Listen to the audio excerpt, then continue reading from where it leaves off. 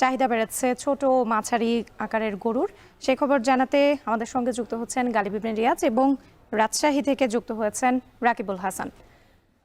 আমরা প্রথমেই যেতে চাই গালিবের কাছে।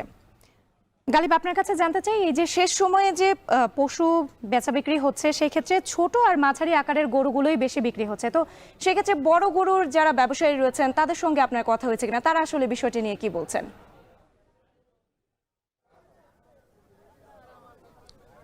রাত্রি শুরুতে যে কথাটি বলতে চাই যে আমি এতক্ষণ পর্যন্ত আজকে যে কটি হাট ঘুরে এসেছি, দিয়াবাড়িতে আসার পরে চিত্রটা পুরোপুরি ভিন্ন। আমি যখন মেট্রো রেলের উপর থেকে এই দিয়াবাড়ি হাটটি যখন দেখছিলাম তখন এটি রাজধানীর অন্যতম বৃহৎ একটা হাট, যদি ভুল না বলে থাকি তাহলে এই দিয়াবাড়ির হাটটি রাজধানীর সব থেকে বড় হাট এবং এখানে পশুর সরবরাহ অনেক অনেক বেশি এবং এখানে ক্রেতার সমাগমও সব থেকে বেশি। এবং এই জায়গায় এসে যখন আমি ক্রেতাদের কাছ থেকে যখন শুনলাম যে কোনো দিনের ঠিক, যেহেতু কুরবানি ঈদ কালকের পরের দিনই ঈদ, তাই আজকের দিনটিকেই আসলে ক্রেতা এবং বিক্রেতারা দুজনেই বেছে নেন এই দিনটিতে পশু বেচাকেনার জন্য। এবং সেটি আজকে ঘটেছে যে প্রচুর পরিমাণে পশু আজকে এই হাট থেকে বিক্রি হয়েছে। এবং সব থেকে বড় যে বিষয়টি, যে এখানে আপনি যেটি বলছিলেন ছোট এবং মাঝারি আকারের গরু, সেটি সব থেকে বেশি বিক্রি হচ্ছে।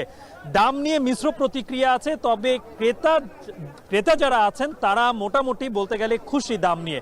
গতবারে যে দামে তারা কিনেছেন তারা বলছেন যে এবার কোনো গরুর ক্ষেত্রে সেই দাম অনেকেই তার থেকে কম দামেও কিনেছেন, অর্থাৎ ক্রেতারা খুশি। তবে বিক্রেতাদের কাছ থেকে আমি কিছুটা মিশ্র প্রতিক্রিয়া পেয়েছি, কারণ অনেক বিক্রেতা বলছেন যে তারা যেই চালানে, অর্থাৎ এখানে অধিকাংশ বিক্রেতাই কিন্তু ব্যাপারী, অর্থাৎ তারা কিছুদিনের জন্য এই গরু দেশের বিভিন্ন জায়গা থেকে কিনে নিয়ে এসে এই রাজধানীতে বিক্রি করে থাকেন। তারা বলছেন যে তারা যে দামে গরু কিনে নিয়ে এসেছেন, কিছু গরুর ক্ষেত্রে তাদের লাভ হয়েছে, কিছু গরুর ক্ষেত্রে তাদের লস হয়েছে, অর্থাৎ এই লাভ এবং ক্ষতি দুটো মিলিয়ে কিন্তু আসলে বিক্রি করেছেন।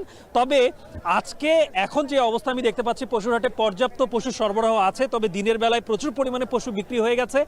আগামীকালকে পশু সরবরাহ কেমন হতে পারে এটি নিয়ে বিক্রেতাদের মধ্যে একটি মিশ্র প্রতিক্রিয়া আছে। তারা বলছেন যে হয়তো আগামীকালকে যে পরিমাণে আজকে গরু বিক্রি হয়ে গেছে এটা সরবরাহ কমে যেতে পারে, অর্থাৎ একটা ক্রাইসিস মার্কেটে দেখা দিতে পারে।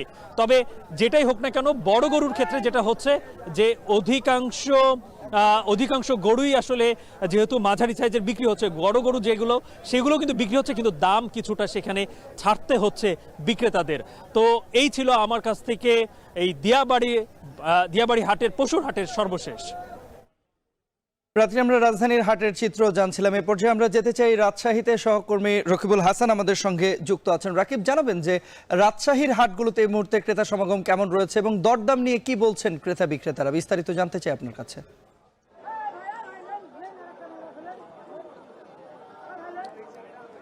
তন্ময়, আজকে বৃহস্পতিবার, আজকে যে সাপ্তাহিক হাট সেটি কাকন হাট এবং সেটি গোদাগাড়ী উপজেলায়। তবে শহরের একেবারেই পাশে যেটি সিটি হাট, রাজশাহীতে সবচেয়ে বড় পশুর বাজার, সেখানে আমরা আসলে আজকে দিনভর যেটি দেখেছি যে সকাল থেকে বিকেল পর্যন্ত কিন্তু আসলে ক্রেতা সমাগম খুব একটা ছিল না। তবে গরু আসতে শুরু করেছিল, পরবর্তীতে বিকেল থেকে কিন্তু ক্রেতা সমাগম বাড়ে এবং একই সাথে কিন্তু গরু বিভিন্ন জায়গা থেকে কৃষক এবং গৃহস্থ যারা রয়েছে তারা কিন্তু নিয়ে আসে, একই সাথে মৌসুমী ব্যবসায়ী যারা রয়েছে তারাও কিন্তু নিয়ে আসে।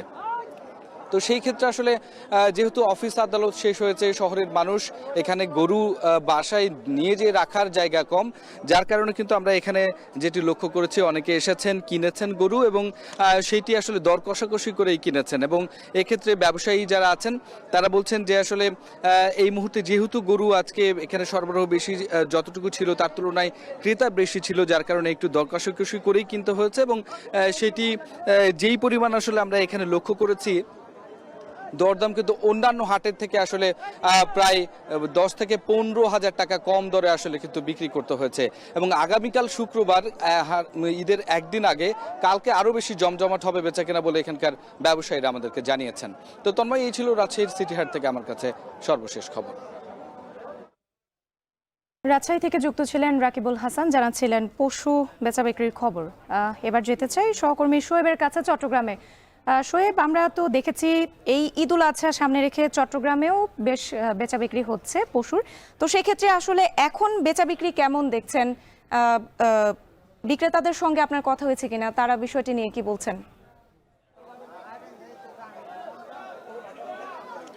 রাত্রি সন্ধ্যার পর থেকে বেচা বিক্রি কিন্তু আরো জমজমাট হয়েছে, অর্থাৎ দুপুরের পর থেকে কিন্তু আমরা দেখেছি ক্রেতা সমাগম বেড়েছিল, কিন্তু সন্ধ্যার পর থেকে সেটি আরো কিছুটা বেড়েছে। কারণ হিসেবে বলতে পারি যে গত কয়েকদিনের অর্থাৎ টানা এক সপ্তাহের টানা বৃষ্টি শেষে আজকে কিন্তু আবহাওয়া বেশ উষ্ণ, অর্থাৎ তীব্র গরমের কারণে কিন্তু দিনের বেলায় ক্রেতা কিছুটা কম এসেছিলেন, কিন্তু এই মুহূর্তে ক্রেতা আসছেন এবং প্রচুর কিন্তু পশু বেচা বিক্রি চলছে আমরা দেখতে পাচ্ছি। আমরা নূরনগর হাউজিং মাঠে রয়েছি এবং সেই হাটটিতে আমরা যেই প্রবেশ এবং বাহির হওয়ার যে পথটি রয়েছে সেই জায়গাটিতে ঠিক দাঁড়িয়ে রয়েছে। কিছুক্ষণ পরপরই আপনি দেখবেন যে আসলে পশু নিয়ে কিন্তু ক্রেতারা যাচ্ছেন, অর্থাৎ খুশি মনে কিন্তু তারা বাড়ি ফিরছেন, পছন্দের পশুটি কিনছেন।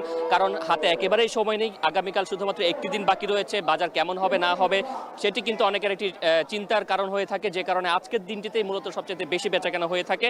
কারণ অনেক সময় শেষ দিনে গিয়ে পশু সংকট হয়, তখন পছন্দসই পশু পাওয়া যায় না, পশু এবং দামের সঙ্গে মিল সমন্বয় করতে অনেকটা হিমশিম খেতে হয়। তাই আজকেই কিন্তু আমরা দেখতে পাচ্ছি যে ব্যাপক সংখ্যক বেচাকেনা চলছে। তবে বিক্রেতারা যে বলছেন যে গত কয়েকদিনের তুলনায় আজকে পশুর সরবরাহ যেমন বেড়েছে, তেমনি ক্রেতার সংখ্যা কিন্তু আশানুরূপ হয়নি, যে কারণে পশুর দাম গত কয়েকদিনের তুলনায় আজকে কিছুটা কমেছে, অর্থাৎ প্রায় 5 থেকে 10% পর্যন্ত কিন্তু পশুর দাম কমেছে।